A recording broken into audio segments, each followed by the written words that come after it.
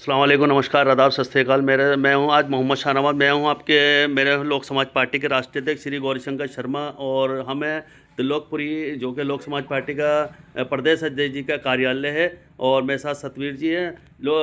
लोक समाज पार्टी के राष्ट्रीय अध्यक्ष श्री गौरीशंकर शर्मा हमारे साथ हैं।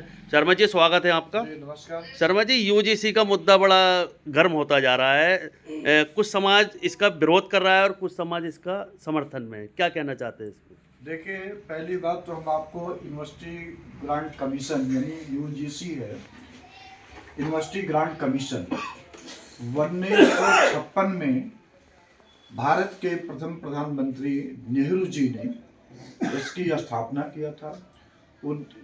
स्थापना करने का उद्देश्य ये था कि भारत में जितने भी विश्वविद्यालय हैं, डिग्री कॉलेज हैं, उनको यूनिवर्सिटी ग्रांट कमीशन के माध्यम से अनुदान देना और उनके कार्यकलाप पर, क्रियाकलाप पर, पढ़ाई लिखाई, शैक्षणिक कार्यक्रमों पर निगरानी रखना, ये नेहरू जी ने इस उद्देश्य से बनाए थे।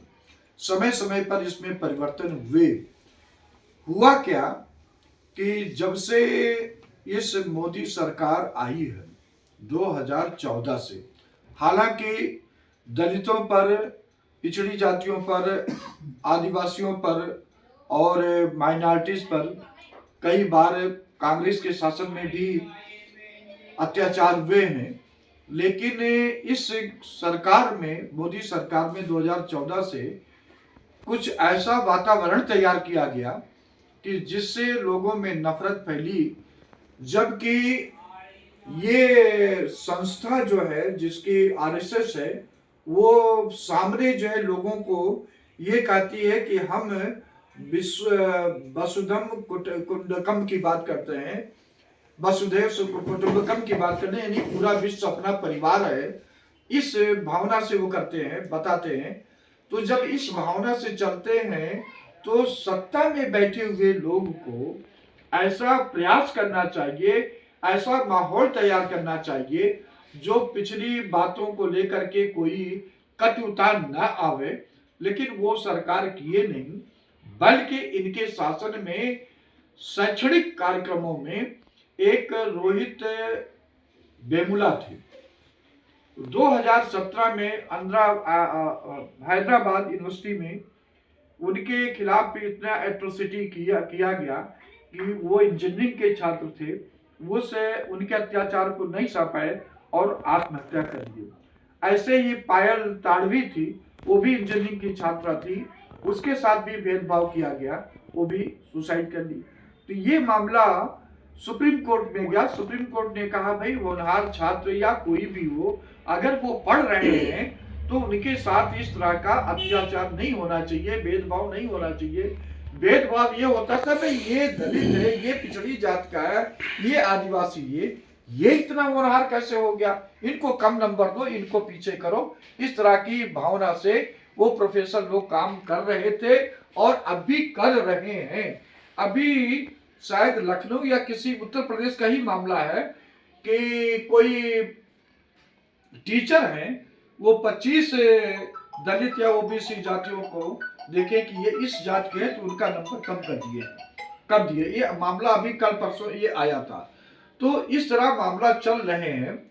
तो उसमें दिग्विजय सिंह के अगुवाई में एक कमेटी बनी, तो उन्होंने रिकमेंड किया कि भाई ऐसा एक कमेटी बनाया जाए जिसमें 9 सदस्य रहें। 9 सदस्य में 5 जो है ये अपना दलित, ओबीसी, आदिवासी के सदस्य रहेंगे। और अगर कोई यूनिवर्सिटी के प्रोफेसर, डिग्री कॉलेज के प्रोफेसर कोई भेदभाव करते हैं, डिस्क्रिमिनेशन करते हैं, एट्रोसिटी करते हैं, तो उनको शिकायत होगी, वो कमेटी देखेगी और कमेटी देखेगी, रिपोर्ट जो आएगा उसी के अनुसार भेदभाव करने वाले के खिलाफ कार्रवाई होगी। तो मैं समझता हूं लोक समाज पार्टी के राष्ट्रीय महासचिव श्री बचन सिंह करोतिया जी हैं और बड़े अधिकारी से हम लोग अपना विचार विमर्श किए, तो यूनानिमस ये आया कि इस यूजीसी बिल का समर्थन किया जाए क्योंकि लोक समाज पार्टी का विजन ही है कि समाज में जो भेदभाव नफरत है उसको खत्म किया जाए, ऐसा प्रयास किया जाना चाहिए। अगर भारत सरकार ये प्रयास की है, 13 जनवरी को लाई है और नोटिफाई कर दी है, तो मैं समझता हूं इसका विरोध नहीं होना चाहिए। लेकिन जो सामंतवादी व्यवस्था पिछले कई हजारों सालों से इस्टेब्लिश किए हुए हैं, जिनका शिक्षा के क्षेत्र में मोनोपोली थी, बाकी जातियों को पढ़ने नहीं दिया जाता था, तो वो चाहते हैं कि हमारा सामंतवाद कायम रहे और इसलिए इसका विरोध कर रहे हैं। प्रश्न ये उठता है कि जब आप एट्रोसिटी करोगे नहीं, भेदभाव करोगे नहीं, तो फिर कौन आपके खिलाफ शिकायत करेगा? झूठी शिकायत की जहां तक बात है, झूठी शिकायत किसी भी कीमत पर दलित, ओबीसी, आदिवासी के उसमें कहीं नहीं आया है। और एकाध मामला अगर कोई आए हैं तो प्रशासन उसके हिसाब से कहीं कहीं जो होते वो कार्रवाई होती है। और रही बात इसका कि झूठी शिकायत है, तो पास्को एक्ट पास हुआ है, तो पास्को एक्ट में मैं समझता हूं कि कम से कम 30-40% मामले ऐसे होते हैं जो कि बढ़ा चढ़ा करके लिखा जाता है और वो जो मुलजिम होता है वो पीड़ित हो जाता है, पीड़िता के साथ वो भी पीड़ित हो जाता है।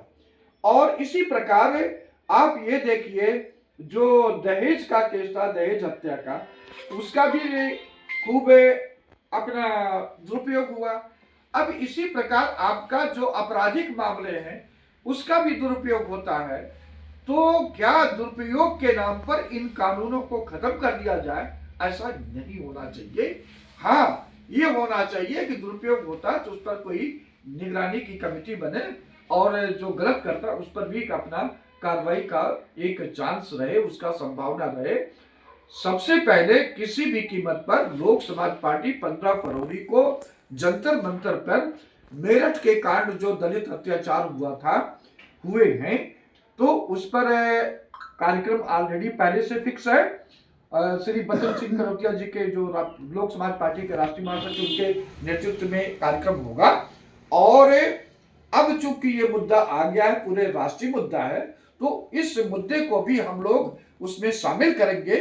भारत सरकार को ज्ञापन जाएगा, भारत के चीफ जस्टिस को भी ज्ञापन जाएगा कि जो आपने स्टे किया है वो गलत किया है।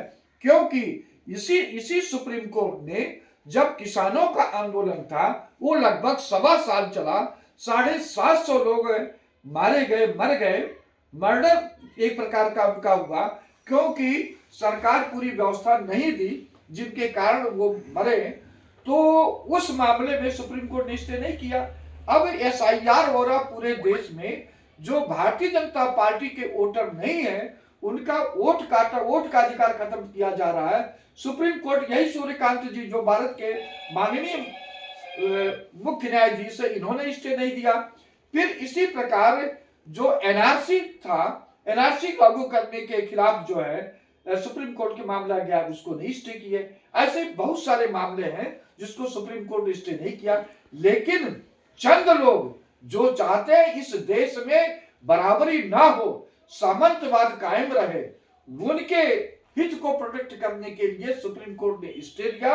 हम सुप्रीम कोर्ट के स्टे का विरोध करते हैं और उन लोगों को कहना चाहते हैं, इन सूर्यकांत जी जो माननीय मुख्य न्यायाधीश सुप्रीम कोर्ट के हैं, भारत सरकार के हैं, इनसे मैं पूछना चाहता हूं कि जो लोग घोड़ी पर चढ़ने के लिए उनको मार देते हैं, मूछ रखने के लिए मार देते हैं, और इलाहाबाद में एक मजदूर एक व्यक्ति के यहां काम नहीं किया, मना कर दिया, उसको जिंदा जला दिए, और ऐसी सैकड़ों घटनाएं हुई हैं। तो देश के मुख्य न्यायाधीश श्री सूर्यकांत जी, इनके बेंच में जब ये चंडीगढ़ हाई कोर्ट में थे तो मर्डर केस में इनके हम पेश होते थे, इनको मैं अच्छी तरह से जानता हूं। और जो सुप्रीम कोर्ट में आए हैं तो इनके बेंच में मेरा मैटर नहीं लगा, कहीं और लग रहे हैं, तो मैं अच्छी तरह से जानता हूं। लेकिन स्टे कर देना, कुछ लोगों के दबाव में कर देना। अरे आप तो इस देश के मुख्य न्यायाधीश हो, आपको देखना चाहिए कि भेदभाव कैसे कम किया जा सकता है, उसको प्रोटेक्ट करना चाहिए। आपने कहा कि जातिवाद इसमें बढ़ेगा, लेकिन मैं इन्हीं सूर्यकांत जी से पूछना चाहता हूं, आपके अंडर में कोलिजियम व्यवस्था है, आपके जब भी जितने समय हुआ है, और आप भी इस मुख्य न्यायाधीश बनने के पहले कोलिजियम व्यवस्था के आप अंग रहे हैं। आपने बताइए, दलित, ओबीसी, आदिवासी के लोगों का कितना नाम आप सुप्रीम हाई कोर्ट और सुप्रीम कोर्ट में के जज बनने के लिए आपने रिकमेंड किया है। आप ही को मैंने पूरे देश में लिखित परीक्षा कराने के लिए आपको ज्ञापन दिया गया है।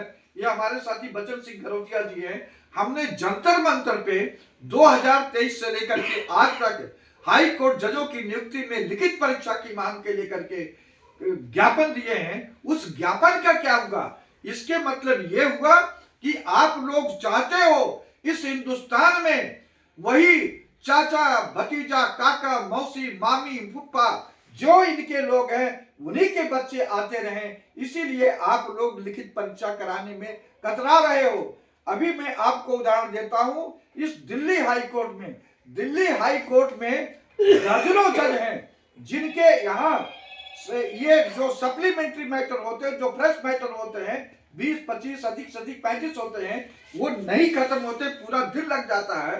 वहीं पर इसी हाई कोर्ट में एक जस्टिस स्वर्ण कांता जी हैं, वो लेट में बैठती लेकिन पूरा मैटर खत्म करके जाती हैं। चंडीगढ़ हाई कोर्ट में मैं गया था, वहां पर जस्टिस मुकेश गोयल हैं, जस्टिस विनोद के भारद्वाज हैं, उनकी बेंच में पेश हुआ हूं। तो फ्रेश मैटर 80-80, 60-60 मैटर होते हैं, उसको निपटाते हैं, और करीब करीब कुछ नहीं तो जितना एडवांस मैटर होता उसको भी निपटा के जाते हैं। तो वो भी तो जज हैं।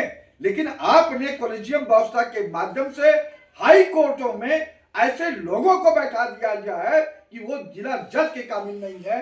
लोक समाज पार्टी इसका विरोध करती है और 15 फरवरी को जंतर मंतर पर इस यूजीसी के समर्थन पे धरना देगी, और हाई कोर्ट के जजों की नियुक्ति को लेकर के सुप्रीम कोर्ट में हम लोग नेताजी से तय करके हम सुप्रीम कोर्ट में प्रदर्शन करेंगे, चाहे वो जेल में डालें, चाहे रेल में डालें।